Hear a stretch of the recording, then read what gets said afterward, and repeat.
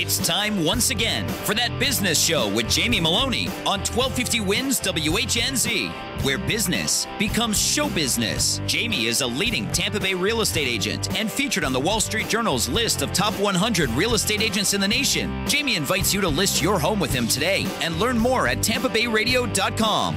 Now, live in studio and promoting the entrepreneurial spirit that drives the American economy, your host, Jamie Maloney. Hey, good morning, everybody. Happy Tuesday, and thanks for tuning in to That Business Show with Jamie Maloney, where business becomes show business. Live stream available on tampabayradio.com, so we invite you to check that out. If you're not driving in a car, you can see the video and some other stuff that we throw up on the screen throughout the program. So tampabayradio.com. And if you ever miss a program, we do have all shows available on demand over at that website, and also the videos are placed up on YouTube in high definition, typically within an hour or two of placement. So I want to remind everybody of the upcoming Business Symposium on October 28th. That's going to be going on from 9 a.m. to 3 p.m. So tickets are available, and it is a 2-for-1 deal. So if you purchase a ticket to that, you get an invite to the VIP event on October 20th at the Tampa Club. So please come out and support the Tampa Bay business owners, support other local business owners as well at the Business Symposium. Again, this will be a business expo style event featuring our Shark Tank panel of experts, and we'll be highlighting one of them in our show today in the 8 o'clock hour when we hear from Ashley Drummonds with ABS Pancakes. And so this is a healthy option for making pancakes in the morning, or for whatever time of day you prefer the pancakes. And she got a deal on Shark Tank, and so we'll be hearing from her, and she'll also be on our Shark Tank panel coming up on October 28th. And we'll also be doing a strategic alliance, which is designed to network you with all the attendees throughout the event. And so it's going to be really worth the dollar that you spend on the event. So you're going to meet a lot of people. You're going to get to see a lot of vendors, a lot of the products, and so just well worth the day that'll be spent there. So $39 for TBBO members, $59 for non-members, and you can pick up tickets over at tampabayradio.com. On today's program, on the second part of this hour, we're going to be talking to Bill Brown of William Dean Brown Chocolates. He's going to be our chocolatier at the Business Symposium on the 28th, and ironically enough, it's also World Chocolate Day on that day as well. But up first, I have Rashid Zahidi, who is a returning guest of the program and the owner of Sentinel Background Checks. So, Rashid, welcome back to the program today. Hey, thank you, Jamie. Good to be back. So, tell me just a little bit about yourself and about Sentinel Background Checks. First of all, I'm an entrepreneur. I'm a father. I'm a husband. I'm a frustrated musician. Quite a few things. But anyway, Sentinel Background Checks is about helping employers avoid hiring mistakes. And I'm going to borrow from Jim Collins when I say we hear this a lot. People saying people are your greatest assets, but actually people are not your greatest assets. The right people are your greatest assets.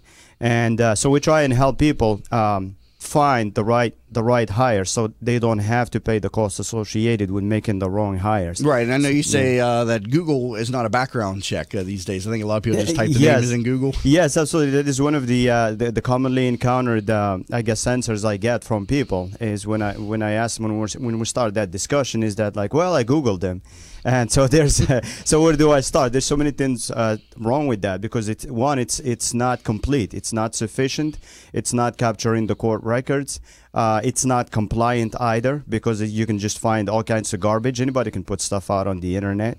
And then also, to be compliant, you actually have to go to the source, to the courts, and actually use the right official records. You have to secure consent actually to do it properly. Okay. And so you cannot just grab anything you find off the internet, and then it's not just, it's not fair, and it's not in your interest. So no one wins. If you find something negative or something that causes you to disqualify the candidate from the position, do you have to disclose to them why and show them a copy of the background check, or can you just say, you know what, we decided to go with somebody else for this position? Well, if you want to do the right thing, you want to follow the right steps, and you want to do this consistently, and you want to secure the consent, and you also want to give pre-adverse action notice and then adverse action notice. And that what allows the applicant to do is to get the opportunity to see if there is any error, because errors do happen. Courts have made errors. anybody can make an error because different people. But it's handle not this. required by law to show them the background check or disclose to them anything that showed up on the background check that caused them to be disqualified. You just have to get a consent up front to run the check. You have to secure the consent, but if you're going to make a decision based on that, if it came down to just the results on the background check, and that's what made your decision, what made you say no, then you definitely have to let them know, because then they need to know if there is an error to correct. Sometimes the record doesn't belong to the person, especially if you have a common name. We've seen records that come up with a name, and the name matches and the date of birth matches, but it's for a different person, because it does happen. There are people with the same date of birth. How do you run checks on like John Smith? I mean, that's probably the most common name in America. Yeah, exactly. I mean, that's a perfect example, Jamie, because that's why you have to do it professionally, and you have to do it the right way, and you have to go to the right places. You have to look at what else is on that record. Is there a driver's license? Is there an address? Is there any attributes? The address history, and there are many other things you can look at to make sure that you are actually looking at the right person. That way, you don't overlook the right candidate for the wrong reasons, or you hire the wrong one, right? Just because you're not looking at the right things, or you don't know how to interpret the data. And so what is involved in a basic check, and how many different levels of background checks? How deep can you get with somebody? I mean, do most people just do a basic check? Well, the most common run-of-the-mill thing is to do a social trace, which allows you to see the aliases of the person. It allows you to see where they have lived, so you can go to the county seat in those particular courts and to actually get the up-to-date information.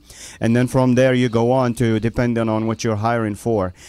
Say, for instance, if you're hiring drivers, you may do a driver motor vehicle record to see their driving history. If they're going to operate heavy machinery, you may add in a drug screening. And it's always a good idea, obviously, to do reference checks.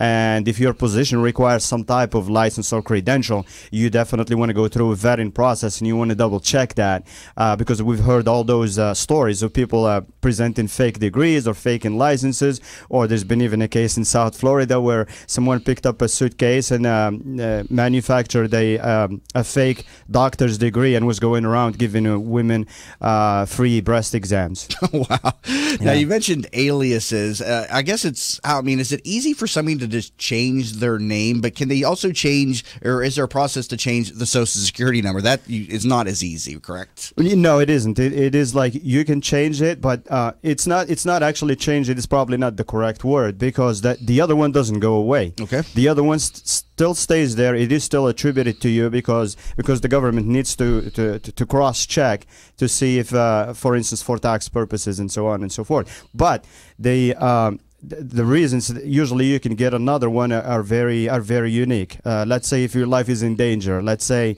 you've been chronically a victim of identity theft, and it's adversely affected you. So there is a few reasons that are listed in the Social Security Administration, but they're typically extreme. But however, the old number doesn't go away. It's still tied to you by the government, but it doesn't disappear. When did you launch Sentinel background checks? We hit the ground, I think, in 07. Okay. At the beginning of 07. The groundwork started in late 06. What was your background leading up to this company? Were you an entrepreneur before this? And what led to the background? Well, outside of being an entrepreneur at heart from childhood, from selling candy as a kid to raising bunnies and selling them as a kid, and I worked in the corporate world. I had a stint in different things, from the hospitality to the consumer side of banking. I was at one time recruiting nurses for a BSN program, and ultimately the segue into this type of work is I had done some work for Citigroup, starting as an analyst in the AML, anti-money laundering investigation, then a senior analyst, then running a team of about 12 analysts, and we conducted anti-money laundering investigations. Okay, and so now you've grown this company into... I've grown into typically what you would call a second stage company. We made Fast 50, Tampa Bay Business Journal Fast 50 in 2012. One of the finalists for GrowFL, if you've heard of that program, in 2014, and we continue to grow and move forward and add additional products and solutions. Now, does a company need background screening services after the initial hire? What if they want to have a policy in place to screen the applicant or the employee at that point, a year, 2 years, 3 years down the road? Is that legal, and should they have a policy in place that discloses this up front? Absolutely. Great question, Jamie. Yes, it doesn't stop right at that beginning. Just the same way you don't just interview the person and then put them in a desk and then forget about it. The conversations have to continue, but also the monitoring has to continue. And different companies have different policies, and so, some of them, for instance, will have random drug screenings, like for people that are operating machinery and driving drug vehicles. Screening, yeah, we hear about that on a regular basis, but what about a regular just criminal Right, yes, background? you can, and you just have, again, to be consistent, and you have to put it in place, and you can cherry pick, and if you do this, do it the right way, and you can either monitor just to say, okay, if something comes up, or if you screw up while working for us, whatever your policy is. I mean, I would always advise, obviously, that you have that reviewed by some legal counsel, just to be safe. Because depending on your industry and depending on your jurisdiction, and because this depends also because state laws come into place, and in addition to the federal, laws like EOC and FCRA rules. How connected are the databases across the country when you do a background check, a criminal check? Because I've seen Dateline specials, and it makes you mad. Like, oh, this county didn't update this, or they didn't keep this record. It's just there's so much disconnection still that exists. Yeah, it does exist, and that's another myth that some people believe, that there is this one end all be all place to go. And I mean, the closest thing is the FBI database, but that even is not the full complete thing. And besides, normal people and private industry don't have access to that. It's only top levels and of the law enforcement side that have access to that. Do your background checks go into that? Does it pull certain things from the FBI database, or is that just all into the FBI? Well, the FBI pulls from some of the same places that we pull. Plus, they have, obviously, access to some top secret things that are not public record per se, that are not available to the public to browse through. But we have relationships with bureaus of investigations, state police, direct courts, clerks of courts, and things like that. Depending on each jurisdiction is different. So we go and we find the right source for that particular state, that particular county, and then we draw from that, and we make sure we go about it correctly to get the most up-to-date and the most accurate information. Do you work with employers of all sizes, or is there a niche client that they have to have a certain number of employees to work with? Tell me about your niche clients. Typically, the fast-growing companies, second-stage companies. We have anything from moving companies to credit unions to home healthcare companies, and mostly people who send employees into people's homes, or anyone who's got a continuous need for screening people. However, we do offer self-service options for smaller employers and the different types of industries. We're equipped to serve anybody, pretty much. Currently talking to Rashid Zahidi, CEO of Sentinel Background Checks, and you can learn more about this at sbchecks.com. Got a little bit more with them when we come back from the break. You're listening to That Business Show. Jamie Maloney, where business becomes show business. In an age when the good and the better vie for attention, it is the best that stands out. The best of Tampa Bay from Proudly Florida is the love story for the city of Tampa, celebrating success, sharing achievements, a tribute to enterprise and community spirit. Let Proudly Florida showcase your business to your city, your nation, and the world. For more information, email info@proudlyflorida.com and be sure to visit proudlyflorida.com. Who doesn't have a smartphone these days? And of course, there's an app for everything. Well, almost everything. That's why the folks at Popcorn Apps started developing mobile applications. They saw people like you with genius ideas, unable to make those thoughts a reality. They develop applications for tens of thousands of dollars less than you'll find anywhere else, and will turn your idea into a reality in a matter of just a few months. Think you're not ready? Think again. They are your one-stop shop for mobile application development. See them at popcornapps.com with a K in popcorn, or call them at 727-415-6705 for your free consultation and pop your kernel of an idea into $1 million business and a world changer starting today. Have you ever tried to buy a home for your family only to find out that you don't qualify for a mortgage loan? You thought that after 20 years as a customer of your bank, they would help you when you needed it the most, right? Unfortunately, the banks of today are not the banks of our parents and grandparents, and our relationships with them just don't matter anymore. My name is Frank Cotto, and I'm the president of the Lincoln Lending Group. We all may need a bank, but we also need a Frank, and that's what I'm here to do for you today. Lincoln Lending Group will waive all of your lending fees, which include your mortgage, application fee, your underwriting fee, processing fees, and any bank points. Just call 813-MORTGAGE. You drop the E, and we'll drop the fee. How many times have you said to yourself, I wish there was an app for that? Stop wishing and start making the world better. Turn your brilliant idea into a profitable business by using Popcorn apps. Their affordable app design will help get your blue sky idea or proven business to the next level at a fraction of the cost of other developers. They will help you get through all the steps needed to make your thoughts become live. See them at popcornapps.com with a K in popcorn, or call them at 727-415-6705 for your free consultation and pop your kernel of an idea into $1 million business and a world changer starting today. Teresa Turner is a certified public accountant and the founder of Tax Happens, a boutique-style CPA firm providing small businesses and individuals with hands-on, personalized tax and accounting services. Although we would love to tell you how happy their clients are, we would like you to see for yourself.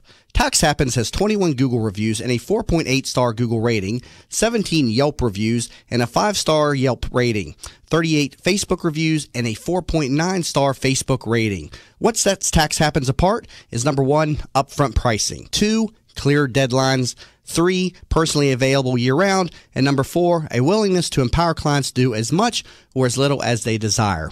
Visit taxhappens.com for more information. Savvy business owners utilize technology to connect with customers, communicate among teams, and collaborate with partners. Even with advances in technology, you all know it's not infallible. Where do you turn when your technology starts working against you? Who do you depend on to keep your team productive? Don't wait until your technology fails you. Get ahead of the crisis and contact the professionals at Alpha Computing Solutions so they can show you how to keep your technology running smoothly. Visit them online at www.alphacomputing.com.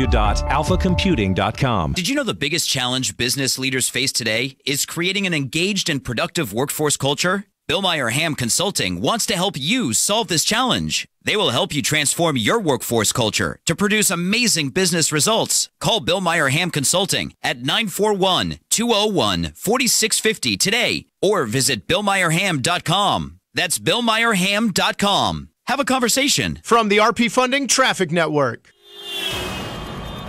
Problems in Pinellas Park in the area of 49th Street and 118th Avenue North. First off, crash just north of that intersection near 122nd. Also, slow traffic from 49th Street over towards 275 on 118th. That's all due to an earlier crash near 31st Court. That is that intersection from the ramps from 275. Traffic lights out at that intersection. May want to use Almerton through this area. See traffic problems? Call the injury firm of Abrahamson Udor, Hillsborough Traffic Tip Line 866-545-9595. This report is brought to you by Positive Coaching Alliance. If you have questions about youth or high school sports, Positive Coaching Alliance has answers. PCA, a national nonprofit organization, offers more than 1,000 free online resources to inform and inspire youth and high school coaches, parents, student athletes, and administrators. Visit PCADevZone.org.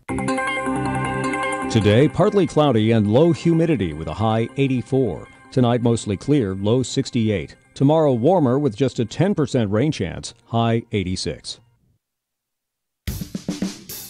You're listening to That Business Show with Jamie Maloney on 1250 Wins WHNZ. Missed a show? Then head over to TampaBayRadio.com, where all shows are available on demand. Once again, here's your host, Jamie Maloney. And we're back to That Business Show with Jamie Maloney, where business becomes show business. Talking background checks with Rashid Zahidi, CEO of Sentinel Background Checks, and learn more at sbchecks.com.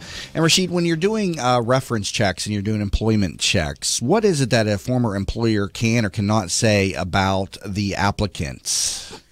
Well, it depends on the on that particular employer you're calling. Some of them are more forthcoming with information. Some of them now, especially the bigger companies, will just refer it to a third party and they give them mass data. It just says, okay, date of employment and sometimes salary, reason for leaving, maybe not. sometimes some people get squirmy about reason for leaving. They are afraid I've not been to told by others, I don't know if it's law or policy, but it's like we can only verify they worked here, the dates they worked here, and the date of termination. We can't say anything about whether they're a good employee or a bad employee. Input on that. Yeah, that's definitely the safest way a lot of people go, because they don't want to they don't want to get into any kind of trouble, and they don't want to open it up for that employee or former employee to say, well, you ruined my chances of getting another job, so I'm going to. And I guess the only way they would really know that is if the place you're applying would say, oh yeah, your former boss Bob said this, and this about you, which doesn't usually happen, but I guess right. That's yeah, the it's risk. definitely a delicate process that has to be handled the right way from both sides. But ultimately, I think when you're calling people, you have to give them a level of comfort to be able to tell you these things, and a level of confidence, with some assurance that obviously it will be used confidentially, it will be used professionally, and you're not going to go tell and say so and so said, well, you suck. Right. What is the time frame then for a typical employment background, not including like drug screening, for instance? How soon can those be turned around? The turnaround depends on the jurisdiction. Like for instance, on the criminal side, typically 24 to 48 hours. But if you get into some areas that, let's say the court, you're at the mercy of the clerk, because you have to hand it over to the clerk, and then they have to do the research for you and then give it back to you. Some of them will take all the time allotted by law or given to them by law, and some of them will take 2 weeks. But typically and luckily that doesn't happen a lot. That only happens in a few areas like Maine, some areas maybe of Wyoming. What if somebody right now who is just overly diligent is hearing this, and they would just like to do a check on themselves? Can somebody just do a check on themselves just one at a time? How would that process work? Well, I mean, depend on which product, because obviously because people a lot of times should just think a background check is just the criminal research part, but obviously as we've covered some of these, there's all these different aspects of it. And just like credit reports, there's going to be errors on credit reports. Maybe somebody who's just overly diligent wants to make sure that there's nothing showing up on a background check that they should be aware of. And right. So can somebody just do like that by themselves for themselves? Yes, absolutely. Like credit reports, everybody's entitled to one credit report from each big credit reporting agency once a year. That's something you can get, and you don't have to pay to. So it's always a good idea, anyways, to monitor your credit reports and see if there is any inquiries that don't belong there. See if any reportings that don't belong there. But same way, we've also instituted a product for people actually to be proactive about that.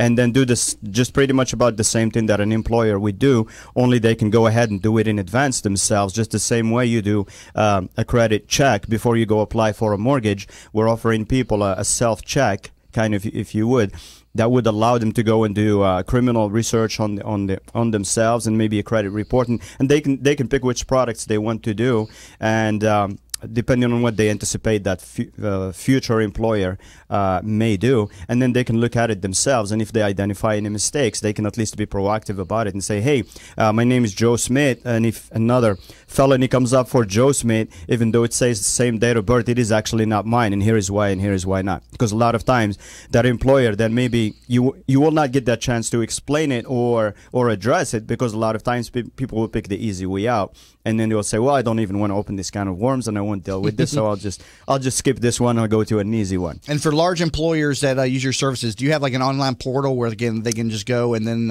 run the checks as the applicants come in? Yeah, actually, most of the bigger one like to be integrated with us, because we have the integrations with all these ATS systems, which is applicant tracking systems, so the data can flow automatically and securely between the two systems, which is faster and efficient, because then the system takes all the information we need and sends it to ours, and then we can get to work. But then there's also the ability for them to log on securely online and then submit the information for those that don't have the systems like that. All right, Rashid Zahidi, CEO of Sentinel Background Checks, thank you so much for being in studio. Thanks, Jamie. People can learn more SB Checks or send them an email, mail@sbchecks.com. We'll be back in a moment. There's a lot of...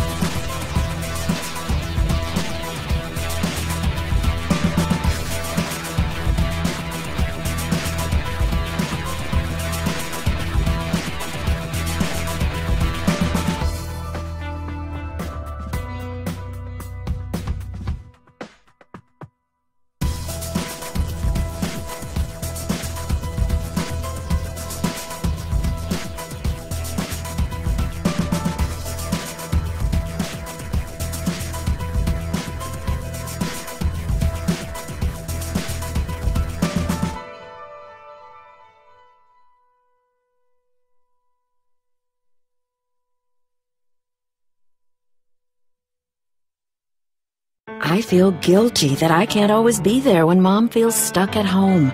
She was always there for us.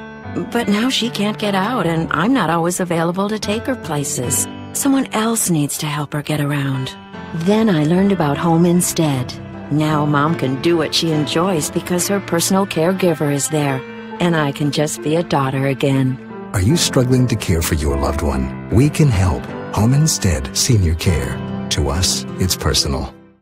Hi, welcome to Yeager's. We just want to take a minute and show you what we're all about. At Yeager's, our primary business is hardwood flooring, although we are remodelers for kitchen, bath, and general construction. We operate a fleet of shop-at-home vans that have all the flooring type products, hardwood flooring, laminate flooring, tiles, stone, what have you. So we're able to come out first with products in our vehicles and take a look at the setting, how the colors will work, and then to be able to come up with some options and ideas for you.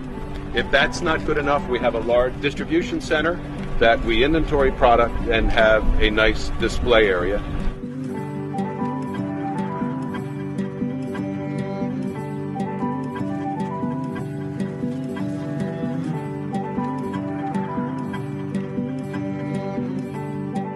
.1250 winds weather center forecasts. Mostly sunny skies. Nice breeze today. Once again, temperatures in the mid-80s. Overnight lows getting back near 70 degrees.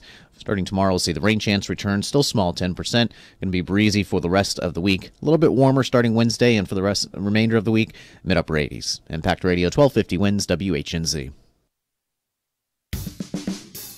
You're listening to That Business Show with Jamie Maloney on 1250 Wins WHNZ. Missed a show? Then head over to TampaBayRadio.com, where all shows are available on demand. Once again, here's your host, Jamie Maloney. And we're back to That Business Show with Jamie Maloney. Your business becomes show business. Monday through Friday, 7 to 9. Also, live video stream available over at TampaBayRadio.com. Just scroll down halfway through the page or so, and you'll see a button that says Watch a Live Stream. Time to bring in my next guest for the show. I have a returning guest, Bill Brown, who is the Chief Chocolate Officer for William Dean Chocolates. Learn more at WilliamDeanChocolates.com, and he's also our chocolatier at the upcoming Business Symposium on October 28th, which, ironically enough, is also World Chocolate Day. And so, William Dean Brown, or Bill Brown as you go by, welcome to the program today. Hey, Jamie, thanks for having me here again. And you were nice enough to bring us some of the delicious chocolates today. So if you're up on the Facebook page, you can see some of these amazing creations, but they almost look like jewels almost. I mean, they're shiny and they're creative. I mean, what goes into making one of these pieces of chocolates? You know, it's surprising for most people that it takes about at least 3 days for each piece of chocolate that we make. So, you eat with your eyes first, and we really try to make the chocolates appealing when you see them, and then hopefully we deliver on the promise. But they take about 3 days, the whole process. And, of course, we'll be doing hundreds at a time, but you can't really start a chocolate and finish it within that same day. So we have to, especially this time of year going into the holiday season, plan a little bit better so that we can right. meet our obligations. And I see you've brought in your flavor guide, which has, about 36 different pieces? Yeah, typically we run 36 flavors. We're getting ready to go into the holiday season, so we're bringing in pumpkin and gingerbread, and then we'll bring eggnog later in the year. So we do seasonal flavors as well as some flavors that we carry year-round. And how often do you maybe take one out and bring another one in? Do you always keep the product line to 36? We try to, because the box I brought you is a 36-piece box. Right. And if we have 37 pieces, then there's too much confusion on what piece doesn't go in. So we try to keep it easy for us. What are your most popular flavors over there? By far, it's been salted caramel. About 2 or 3 years ago, the New York Times did an article and picked us as one of the 10 best in the U.S., and ever since that day, the salted caramel has been by far number one. But then key lime, peanut butter crunch, peanut butter and jelly, those ones kind of share the top 5 most of the time as well. I just never seen salt going with sweets, and then just even more recently here, but fried ice cream and stuff. It's like they're ruining our sweets now with these products we're not supposed to consume and making them even worse. Where did all this new technology come in with the baking aspect? Well, it's a huge trend, and what people don't always know, salt is something that really awakens your flavor or your taste buds. So if you ever look at the fast foods, check the sodium count, and what you'll see is there's tons of salt, and there's a good reason. It makes us salivate, makes us wakes up our taste buds. And so with the caramel, the only trick to it is caramel's basically burnt sugar. So you have to be really careful that you don't get it too bitter, because bitter and salt's not good. Now, sweet and salt, it really is good. It's been a really popular trend probably in the last 5 to 10 years for chocolates. How long does it take to create the chocolates then? Each one of those, take just one of the pieces, for instance. Are they made on a daily basis, or is there a couple of day production time frame that's involved? Well, we do make them every day, but we have 2 types of chocolates we do. The French style are called slab or enrobe pieces. They're squares. You'll be able to see those are perfect squares. And the other are Belgian style, which are molded. The molded actually take 2 days. The French style take 3. Okay. So you have to plan in advance. So what is the history of your company here? Have you always been a chocolatier, or did you work in corporate before this and find that you knew how to make chocolates? I was corporate. So I'd been a dot-comer in the 90s, moved to Atlanta, founded a couple software companies, and then came down to the Tampa Bay area and worked for Ceridian Corporation, which was a benefits company, and this just was a hobby. I saw it on TV, watched the Food Network, and just started to play around. And I immediately knew, as soon as I started playing around with it, surprisingly. Okay, so you don't come from a background of chocolatiers. You're No. the first generation chocolatier. If there were 100 jobs that I picked when I was 25, this would not have been one of them. Right. So, well, that's an incredible skill to pick up that you never knew. Now, the chocolates are also featured in the Hunger Games. They were our chocolates. Surprisingly appeared in the first movie. I had no idea. And then in the second movie, they asked what other products we could do. And we make French macaroons, macaroon cookies. And they actually have a pretty prominent role in the second movie, even a line about the macaroons. They say, try when they're divine. So we were very fortunate. Yeah, and what did that do for your business? Did you see a bump from the placement in the movie, or was it kind of an indifferent role in the movie, so to speak? It didn't hurt. So, yeah. No, we still have people every day come in and ask about the Hunger Games. So, that was certainly, I look at it, and we've had a lot of good breaks. So many movies come out a year. We could have been in one of those forgettable movies, but Hunger Games just became a phenomenon. And for us, it still lives on. Every day people still, see us as attached to those movies, even though they're not making them any longer. Now, when did you launch the business? It's been about 9 years. So in 2007, I was trying to transition from my corporate job into doing this. There's a company called Dean & DeLuca that had my chocolates, and they said they wanted them. They were going to call me when they wanted to start ordering, and I just didn't quite believe that. And as I was taking my staff to lunch one day, I got a phone call, and everybody heard the guy say, hey, when are you going to start selling us your chocolates? And so that was in 2007, so I quit my job and started making chocolates for Dean & DeLuca, and then we've grown since then, and we now have 2 stores, and we've been really fortunate. What are your locations? You said you have 2 locations now? Yeah, our main store is in Bel Air Bluffs, and that's the store where we make everything. You can kind of see into to where we're making them, but we also do gelato, pastries, confections, baked goods. And then our second store is at International Plaza, and that's on the second floor, and we've been there about 2.5 years. We have a new location right now, but our main store in Bel Air Bluffs, and then of course there's Datsun, Dough, and Duckweed, and some other other places around here that carry our products. Do you do special orders too? I've been to chocolate places before, and I see like a picture of a house, and now the picture is turned into the chocolate, or I'll see like some very creative chocolates, like a baseball or something, and something much more. Things they're much more elaborate than that too. Can you do that as well? We do it a little bit. It's it can be a bit of an undertaking. So recently, Ruth Eckerd Hall had their annual gala, and the theme was. Cannot believe I can't think of the name. It's the Broadway show with the. Well, anyway, you're talking to somebody who knows nothing about Broadway. Well, so if you're looking for some help over here, we had to do 400 red high heel shoes for the dessert. So we did that, and so we do it on occasion, but we do more with a logo. So, for example, the Baltimore Orioles, Philadelphia Phillies, a lot of local businesses will put their logos on the chocolates, so that they can share those. So we're sending some chocolates to the Baltimore Orioles right now. I think they were hoping that it would be a happier time, but I think they are. I'm a baseball fanatic, but they're out right now. Yeah, so, I'm not sure. I don't think they're in the race right now. Of course, the playoffs are going on right now. But yeah, I haven't gotten in on that. I usually catch up with it when it gets around to the World Series. Although I heard about an exciting game last night with the Cubs and the Giants. There went to about 13 innings, and also Cleveland Indians picking up a sweep last night. So good for them. Glad for my father, who's been waiting for the Indians to win a World Series for quite some time now. So, but coming from Cleveland, they've had their share of disappointments. well. Not going back to the basketball season, though they won last year or anything, but you're getting me off onto a tangent right there. Don't want to go down that path. Online availability. Can people order your chocolates online? They can. We ship all over the country. We actually ship year-round. We use insulated packaging and gel packs to protect the chocolates.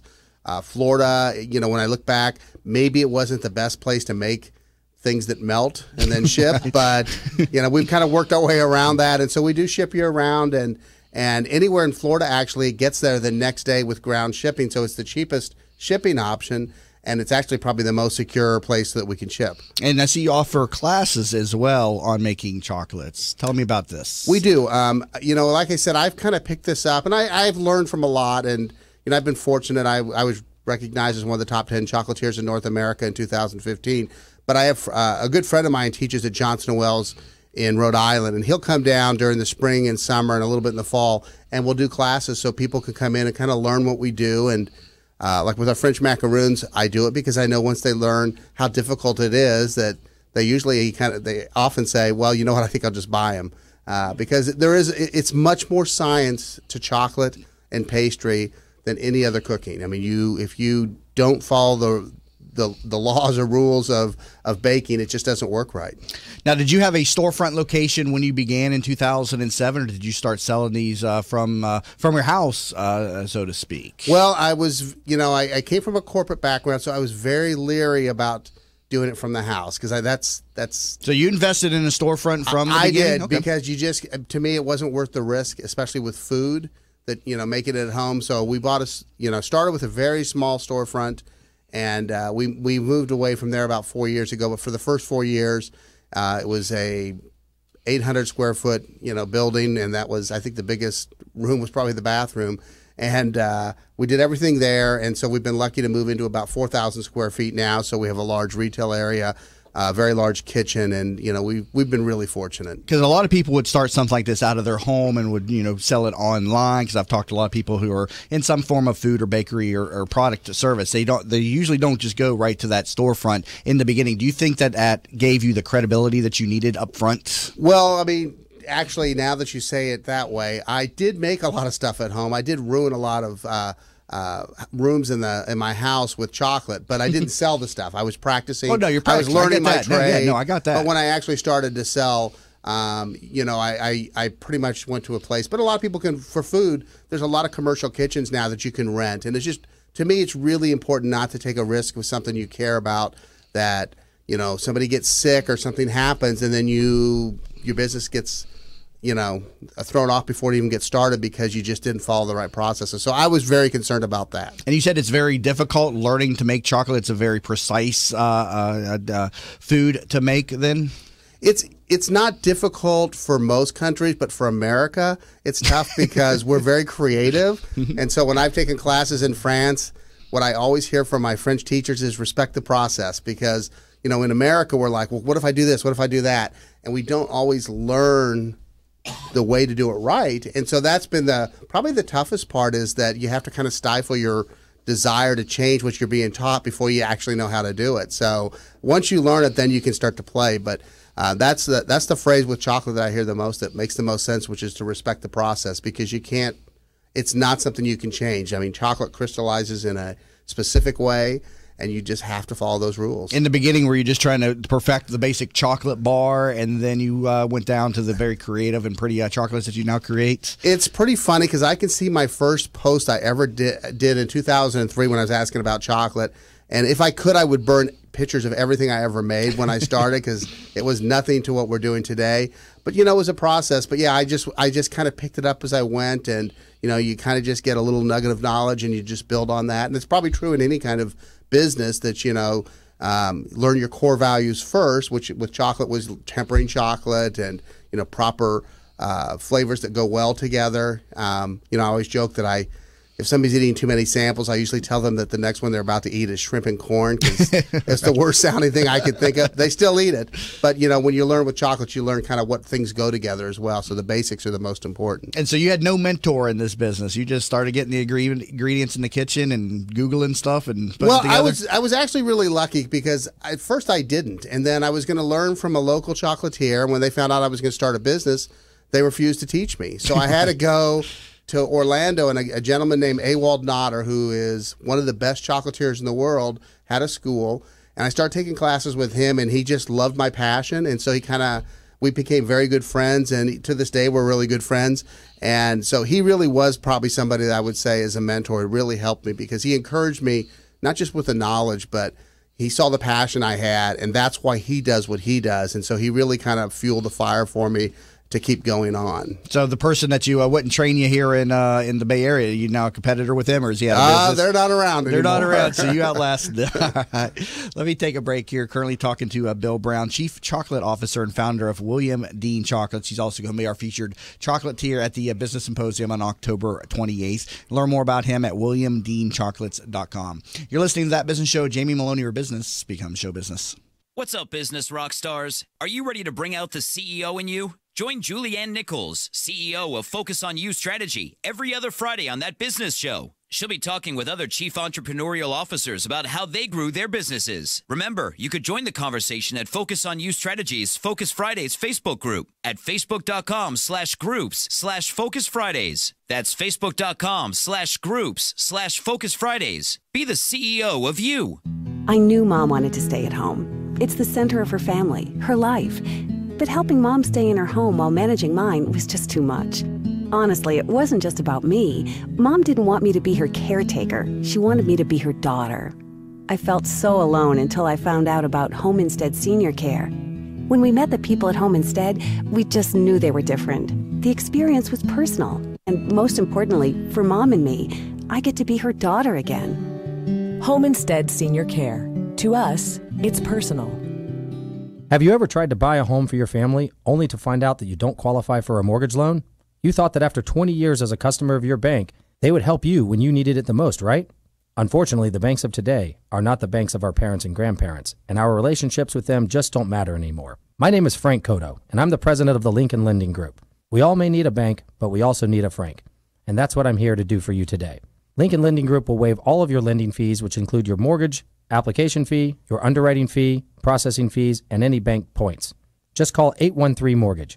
You drop the E, and we'll drop the fee. How many times have you said to yourself, I wish there was an app for that? Stop wishing and start making the world better. Turn your brilliant idea into a profitable business by using Popcorn apps. Their affordable app design will help get your blue sky idea or proven business to the next level at a fraction of the cost of other developers. They will help you get through all the steps needed to make your thoughts become live. See them at popcornapps.com with a K in popcorn, or call them at 727-415-6705 for your free consultation and pop your kernel of an idea into $1 million business and a world changer starting today. Savvy business owners utilize technology to connect with customers, communicate among teams, and collaborate with partners. Even with advances in technology, you all know it's not infallible. Where do you turn when your technology starts working against you? Who do you depend on to keep your team productive? Don't wait until your technology fails you. Get ahead of the crisis and contact the professionals at Alpha Computing Solutions so they can show you how to keep your technology running smoothly. Visit them online at www.alphacomputing.com. Who doesn't have a smartphone these days? And of course, there's an app for everything.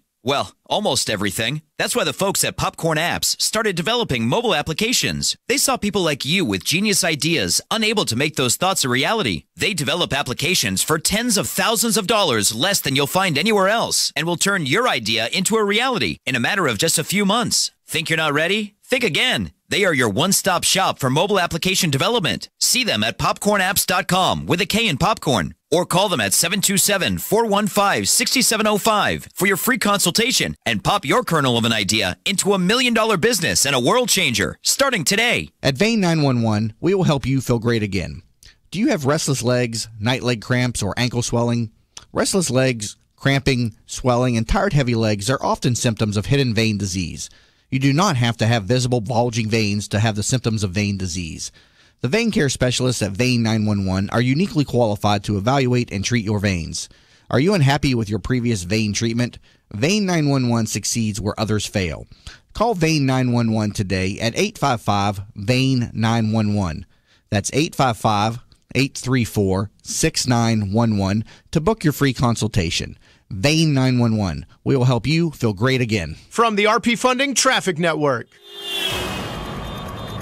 Early morning crash on eastbound 118th Avenue North approaching 275 knocked out a utility pole that has traffic down to one lane and slow from US 19. May want to use Almerton instead through this area. Heavy traffic on eastbound Courtney Campbell Causeway approaching Rocky Point. Crash in Tampa on Hillsborough Avenue and 22nd Street. And heavy traffic on I-4 westbound direction near Plant City. Crash off to the right-hand side just west of Alexander. See traffic problems? Call the injury firm of Abrahamson Uterick. Hillsborough Traffic Tip Line 866-545-9595. This report is brought to you by Mothers Against Drunk Driving. Mothers Against Drunk Driving supports victims of drunk driving, drug driving, and underage drinking at no charge. Call our 24-hour victim helpline at 877-MAD-HELP or visit mad.org. That's MADD.org. Today, partly cloudy and low humidity with a high 84. Tonight, mostly clear, low 68. Tomorrow, warmer with just a 10% rain chance, high 86. You're listening to That Business Show with Jamie Maloney on 1250 Wins WHNZ. Missed a show? Then head over to TampaBayRadio.com, where all shows are available on demand. Once again, here's your host, Jamie Maloney. And welcome back to That Business Show with Jamie Maloney, where business becomes show business. Talking to Bill Brown of William Dean Chocolates, and you can learn more at WilliamDeanChocolates.com. And he's going to be our chocolatier at the upcoming Business Symposium on October 28th. Tickets available over at TampaBayRadio.com, and they are $39 for TBBO members and $59 for non-members. So again, October 28th from 9 a.m. to 3 p.m. Come out and check out all the vendors and the Shark Tank panel of experts and try out some of these chocolates as well. So he'll be supplying some of those for the attendees at the event. So Bill, you began working in the kitchen at your house, messing around with all these chocolates and everything. And what habits, kept you successful, or what traits about this kept you going? Because so many people just don't, make a 180 in life and do something that they're completely untrained to do. I think especially for people who want to do business and small business, you got to remember, do something you love. But to me, the quality never can go away. We never make decisions based on cost over quality. So our chocolates today are as good or better than they were when we started, and we've never compromised on the quality of the chocolate or the other ingredients. And that's tough because, I used to do analytics, so I can get a spreadsheet and start figuring out how we can make more money. But we never try to make more money by making the product cheaper to make or using lesser ingredients. And I think that's a lesson a lot of people struggle with. And, I have friends in the industry, and I'll taste their chocolates, and over the years, they just kind of go downhill. They don't keep that quality up because they're trying to take a shortcut to being successful, and eventually it actually Would you say then, effect. you love what you do, though? I mean, that's what kept you going in the beginning. It wasn't a business as much as it was a hobby that you just loved, and then you saw the business opportunity for it? Absolutely. When I started, I washed the dishes. I did everything. It was just me for the first year and a half. Then I hired my first employee about 2 years in, my first full-time employee, and it's changed to today. I actually spent a lot more time in the office, and I'm back to my old management style where I'm trying to manage the business, work on the website, work on all the things you have to do to grow a business. But I still like to go out in the kitchen. I'm still the only one that really comes up with flavors and recipes, but I've got a good staff that does that. But and you said you got 36 different flavors, and you've got them all priced out on your balance sheet or your income statement as to which ones are making the money and which ones are not. I mean, you got it down to that level. I wish I did, but we really, when it comes to the ingredients, because we use expensive chocolate, but when I look at it and the number of chocolates they make, it's something we can afford to do to give the product we have. We do have 36 different flavors, and I know some like pistachio cost more, but that particular thing we have not broken down. Probably should. You're right. Absolutely, as a business, I do know what our chocolates cost as an overall, but for 36 flavors, that's so much to track. And you said the most popular was the salted caramel. You had me try the one who's a little bit on the fence there, the rosemary. Rosemary. I tried that. It's okay. I mean, it's definitely an acquired taste, I could see. If you like the herb rosemary, it's fresh rosemary, so it's out of the garden. It's a love or hate one. So it's probably 25% love it and 75%, I won't say hate, but as you said, I probably won't grab that one again. Right. Now, how competitive is your business, and how do you distinguish yourself then from the competition in the chocolate business? I think our look is one thing, but it's not anything proprietary. Other people can do the same thing. I had a friend spend a week with me went back. His website suddenly had the exact same looking chocolates, but he's out of business. Right. He went on the cheap as far as the quality and the processes.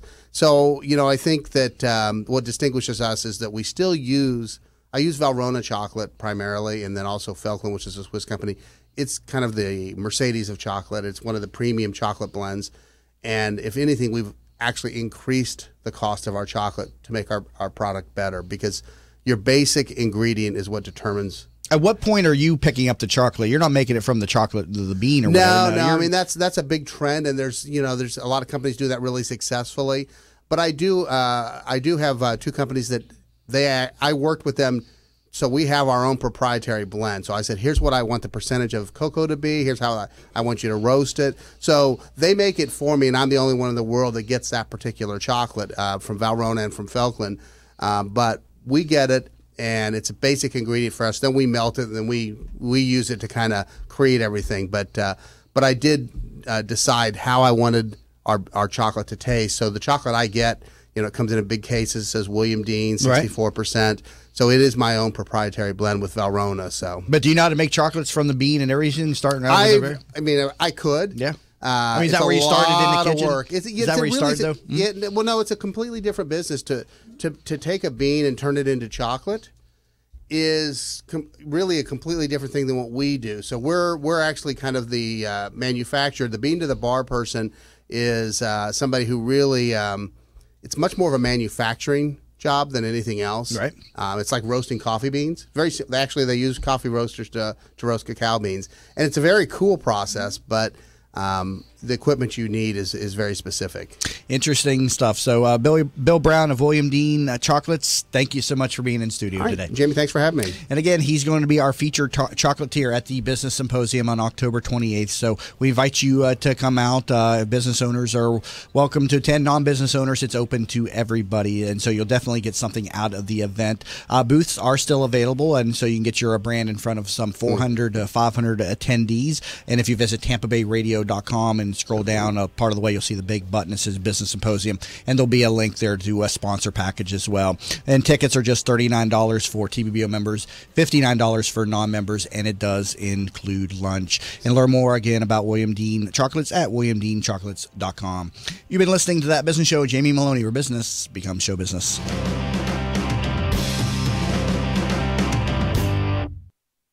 The preceding was a commercial program.